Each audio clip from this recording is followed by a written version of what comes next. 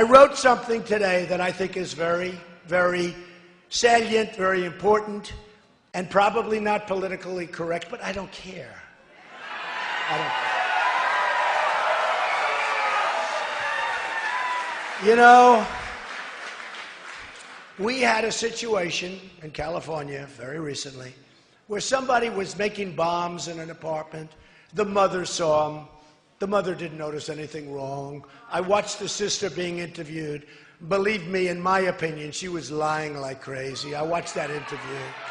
Oh, my brother was such a wonderful guy. I didn't know. And I watched the next door neighbor saying, oh, well, we didn't report them because we didn't want to racially profile or we didn't want to profile. Give me a break. Give me a break. We're like the stupid country. It's so many different ways. Can you imagine what our great leaders of the past would have said with the kind of crap that's happening with us? They didn't want to report them because they thought it was profiling. Oh, okay, they saw bombs. They saw, the pipe bombs. This wasn't to build a bathroom. When a bomb is this long, got to put too many of them together for a bathroom, right? And we thought they may be, but we didn't want to racially okay, you're okay, you're innocent. Or how about where the families and the girlfriends and the wives and everything, they go back with World Trade Center. The worst in Pearl Harbor. Because with the World Trade Center, they were killing innocent civilians. At least while it was a dirty, rotten, sneak attack. At least they were attacked. Wow, that was a hell of a... Thank goodness he's on my side. But while it was an attack, at least it was military. But this was an attack on the World Trade Center. So what's happened is we're out of control. We have no idea who's coming into our country. We have no idea if they love us or if they hate us. We have no idea if they want to bomb us. We have no idea what's going on. And then I looked at poll numbers, and I don't mean polls where I'm winning. Those numbers I like looking at. These numbers I hated to look at. And it's very, very sad. I'll go after some of the numbers. 25% of those polls, and this was from the Center for Security Policy, very highly respected group of people who I know, actually. This is people living in this country. 25% of those polls agreed violence against Americans is justified. As Muslims, 25%. 51%, these are Muslims living in this country. By the way, I have friends that are Muslims, they're great people. But they know we have a problem. They know we have a real problem. Because something's going on. And we can't put up with it, folks. We can't put up with it. 51%, highly respected number of polling groups, want to be governed according to Sharia. You know what Sharia is. So, I wrote this out. The mainstream media wants to surrender the Constitution. The mainstream media. These people back here, they're the worst. They are so dishonest. No, they're so dishonest. They are so dishonest. I mean, I had one from NBC, a reporter from NBC, and actually another one, I think, from CBS. They actually, in Columbus, Ohio, I had a tremendous crowd, like 10,000 people. It was a love fest. It went on for a long time. Everybody stayed right till the end. Right till the end. I had one of the politicians, Kasich, who's... Okay, welcome to the worldwide Endtime radio podcast. What you were just hearing there is a recent speech from Donald Trump where he had called for the ban on Muslims coming into the country. And tonight's program is going to be on that subject. And I'm going to be discussing how Trump's ban, or Trump's call for a ban, or a ban on Muslims is not without precedent. If you remember back after the Japanese attacked Pearl Harbor, many Japanese were thrown into internment camps, particularly those from the west coast of the United States. There was a ban on travel for the Japanese. So I don't think what we're calling for, or I should say what Trump is calling for, is, first of all, without precedent, and second of all, is unduly harsh in light of the circumstances and in light of what has happened the past few months with terrorist attacks here in this country. I mean, you have to protect the citizens of the United States of America. And we have a president who is not going to do that. That's absolutely clear. He is not going to do one thing to prevent another terrorist attack. And if there is another terrorist attack, which there most assuredly will be soon, the first thing he's going to do is begin his tirade against guns and his idea to take them away from the American people. And the reason he wants to take the guns away from the American people is once the American people have no way to protect themselves, then the Islamists can move in and they will have the guns and they will have the weapons, and they'll be able to take over the country. This is exactly what happened in Nazi Germany and back in the 40s. Hitler ordered all the people of the country to surrender their guns. And so they surrendered their guns, and then Hitler invaded Germany. He didn't invade Germany, but I mean, he rounded up all the Jews and threw them into internment camps, and then eventually many of them were executed. So there's really no difference between Obama's game plan and Hitler's game plan. They're both the same. Believe me, Obama, this is what bothers me about Donald Trump. I don't think it's not that he doesn't see it, but I guess he really doesn't want to come right out and say what I'm saying, and that is that this president is an evil man with evil intentions, and he plans to destroy America. That is his plan, to destroy it. And he will stop at nothing to see that happen. He will do whatever he can get away with, let's put it that way. And so that's what's happening here. It's not that Obama's incompetent or ignorant or anything else. He knows exactly what he's doing, and he's following the game plan, the Saul Alinsky game plan, which I'm not going to talk about tonight. But remember, Saul Alinsky was a community organizer, just like Obama. And he was a rabble rouser. He knew how to start trouble. And so Obama's no different. And so in his book, Rules for Radicals, he gives many points on what you can do to start trouble and to cause things to happen. And so Obama's following that book. He's following that book, and he's doing exactly what it says to do. And so we're in danger in this country. I mean, I know it's Christmas time.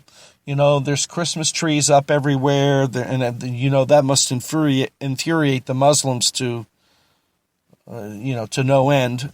And there's manger scenes up in some places. And I still say Merry Christmas. I refuse to say Happy Holidays. And I do see some things with Merry Xmas. I remember when I was a kid, my mom had something in the house, and it said Merry Xmas. And we had a fireplace in our house, and I think it was like a piece of garland, a real long piece of garland that went from one end of the fireplace to the other.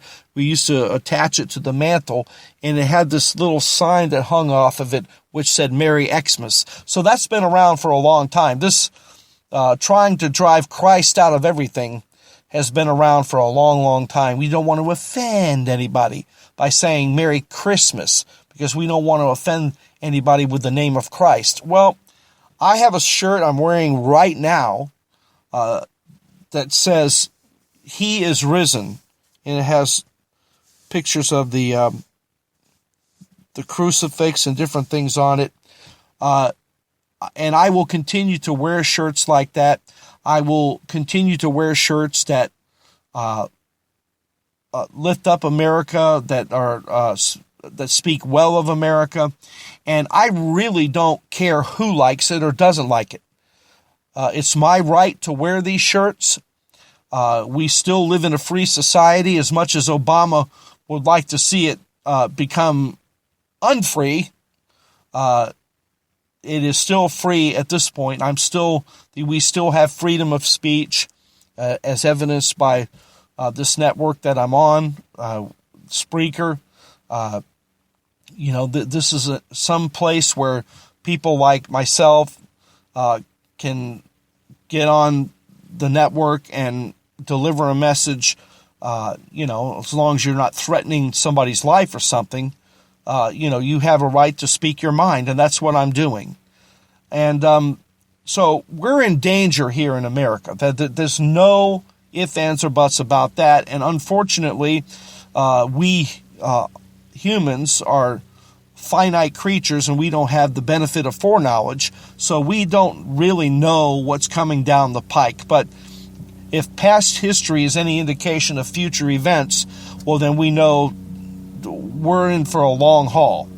Now, unfortunately, like other countries, we don't have the ability to call an election immediately. In other words, in certain countries, if a certain person's ahead in the polls and they're doing very well, the people can call for an election immediately, and that person will immediately take office. Now, we have something similar to that, and I watched this happen back in 2003 when Governor Gray Davis was recalled in California, and he was recalled, and I think he was replaced by Arnold Schwarzenegger. But the point is, we had that for a governor, but not for a president. I mean, we have a president that's bent on destroying this country. He does have evil intentions. He hates this country. He's a Muslim.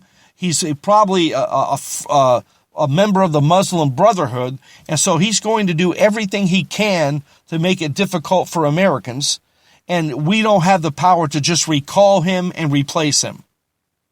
And I think that's a shame. That's another thing I believe that should be amended, another amendment to the Constitution. But my point to tonight's message is what Trump is proposing, this ban on Muslims, is really not without precedent, because FDR did something very similar back in the 40s when after the Japanese attacked Pearl Harbor. And of course, he wasn't too concerned with what people thought. Neither was Truman when he dropped the bomb on Hiroshima and Nagasaki in 1945. It seemed insensitive and cruel, but they were interested in protecting the welfare of the United States and its citizenry, and so they did what they had to do. Nowadays, we're afraid to spit in the direction of someone who's our enemy for fear we might offend them. Well, I could care less about offending anybody. I care about the safety of the United States. I care about my personal safety as well as the safety of my family. I mean, there's a lot of things that we have to be concerned with. Now, as a Christian, I trust God to watch over our country. And, the Bible says if the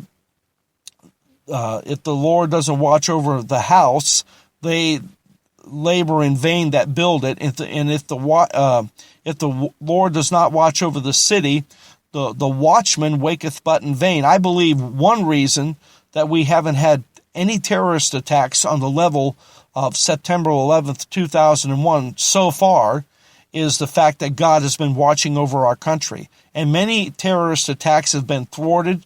The FBI has caught several people, and that's a good thing. But still in all, we need leaders who will lead.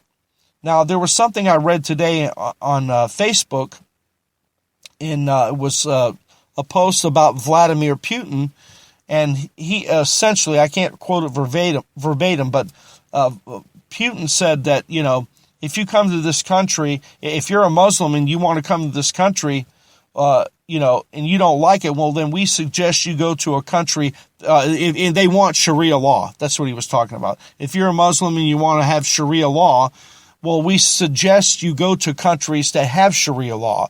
But here in Russia, we're going to practice, the same law that we've always had. And so it doesn't matter how loud they yell and scream. You see, in other words, Putin is not going to capitulate to these people, and neither should we. But unfortunately, we have a Muslim sympathizer in the White House. We have a no good for nothing SOB in the White House, along with his anti-American wife. And as far as I'm concerned, both should be imprisoned, along with Hillary Clinton.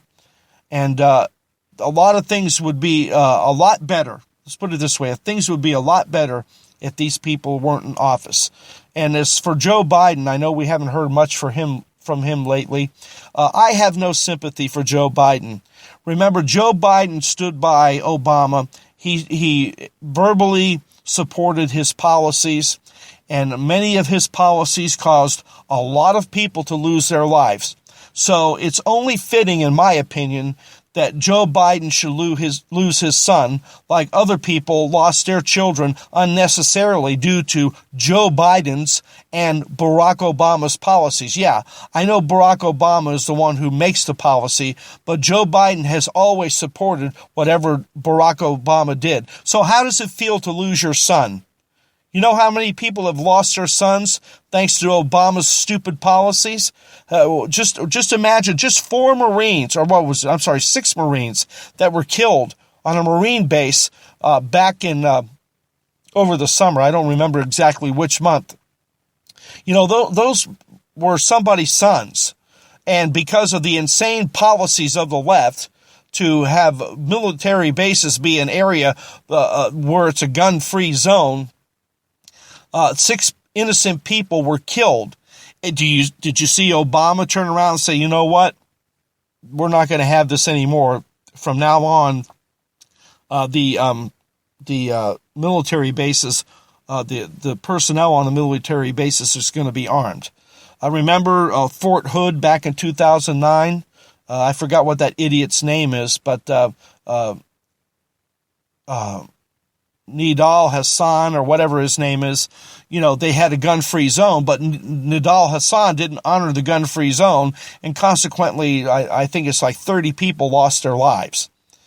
And this is all driven by liberalism, and Barack Obama is a liberal, Joe Biden is a liberal, and Joe Biden has many times stood and supported Barack Obama's policies. And so to me, it's only fitting that what has happened to every other people due to your insane liberal policies should come back on you. So I have no sympathy, and may he rot in hell along with you for what you've done to this country. Joe Biden's as guilty as Barack Obama. He's the vice president. And he's raised absolutely no opposition to Obama. He stood by Obama on every decision he's made. So I think it's only fair that it start with him first. Just like all these terrorist attacks, and the Congress doesn't want to do anything. They don't want to do anything to impeach the president. They don't want to do anything about this. They don't want to do anything about that. That it's only fair that the hell should begin with them first. When ISIS decides to attack, it should happen to them and their family first. That's what I believe. You're the ones that caused this. You should be the recipients of it, not the innocent citizens of the United States that have been crying out for justice and for you to do something about these things, and you've refused. So if bad things happen to you, if you're killed, if your families are killed as a result of terrorist attacks, I have no sympathy for any of you. None whatsoever. Because you've had the power to do something about this, and yet you refuse to do one thing. So whatever happens to you, as far as I'm concerned, turnabout is fair play. I could care less, and I have no sympathy for you.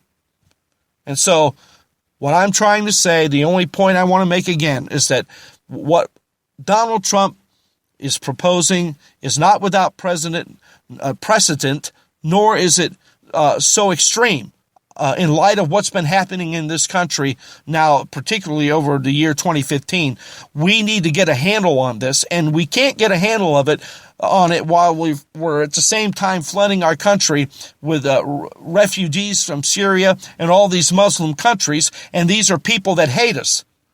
I think Donald Trump has also proposed some sort of building, some sort of city over there in the Middle East that would house these people, and that you wouldn't have to take them out of their environment, and they certainly wouldn't be able to be here where they can cause trouble. I don't think there's anything wrong with that until we get a handle on it and know exactly what we can do. Because right now, there's nobody to do anything. It's only by the grace of God that this country hasn't been turned into a pile of rubble, in my estimation. And with that, I'm going to go ahead and close out the program, and I'll probably be back. I may not be back tomorrow night. I'm not sure. But in the next couple of nights anyway, I'll be back with another message, and it won't have anything to do with Islam or terrorism or anything of that nature. It's going to be on Bible prophecy, and I'm going to discuss some things that I've seen in Bible prophecy lately, and just want to share those with you all. So anyway, you all are aware of my websites, AmericanChristianRadio.org, WorldwideEndTimeRadio.com, the Prophecies of Daniel Explained.com, and of course all those websites have links, and if you are so inclined, you can go to the donate link, and that will direct you to the GoFundMe site, and you can donate any amount you wish. Any amount would be appreciated. And that's about it for now. And until the next time, as always, I leave you with this reminder: keep the faith and defend the truth. Have a good night, everybody.